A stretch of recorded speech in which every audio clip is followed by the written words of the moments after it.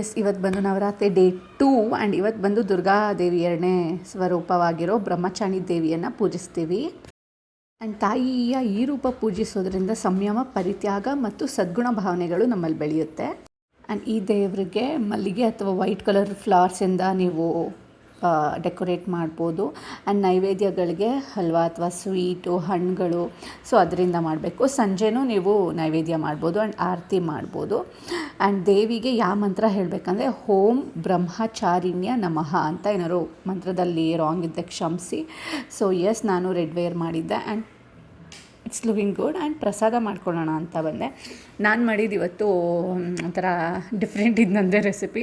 So ಬಾಣಲಿಗೆ ಸ್ವಲ್ಪ ಎಣ್ಣೆ ಹಾಕಿ ಅದಕ್ಕೆ ಒಂದು ಹಾಫ್ ಹೋಳಷ್ಟು ಕಾಯಿ ತುರಿನ ಹಾಕಿ ಫ್ರೈ ಮಾಡಿಕೊಂಡು ಅದಕ್ಕೊಂದು 2 ಚಮಚ ಅಷ್ಟು ಕಡಲೆ ಹಿಟ್ಟು ಹಾಕಿ ಫ್ರೈ ಮಾಡ್ತಾಯಿದ್ದೀನಿ. ಅದಕ್ಕೆ ಒಂದು ಅರ್ಧ ಕಪ್ಪಷ್ಟು ಸಕ್ಕರೆ ಆ್ಯಡ್ ಮಾಡಿದ್ದೀನಿ. ಆಮೇಲೆ ಸ್ವಲ್ಪ ಹಾಲು ಹಾಕಬೇಕು. ಒಂದು ಅರ್ಧ ಗ್ಲಾಸಷ್ಟು, ದೊಡ್ಡ ಗ್ಲಾಸಲ್ಲಿ ಒಂದು ಅರ್ಧ ಗ್ಲಾಸಷ್ಟು ಹಾಲು ಆ್ಯಡ್ ಮಾಡಿದ್ರೆ ಯು ಆರ್ ಡನ್. ಆ್ಯಂಡ್ ಏಲಕ್ಕಿ ಪೌಡರ್ ಆ್ಯಡ್ ಮಾಡ್ಕೊಬೇಕು. ನಾನು ಅದನ್ನು ಮಾಡಲಿಲ್ಲ. ಸೊ ಎಲ್ಲದು ಒಂದು 5-10 ನಿಮಿಷ ಆದಮೇಲೆ ಈ ಥರ ಹಲ್ವಾ ಕನ್ಸಿಸ್ಟೆನ್ಸಿಗೆ ಬರುತ್ತೆ. And that was today.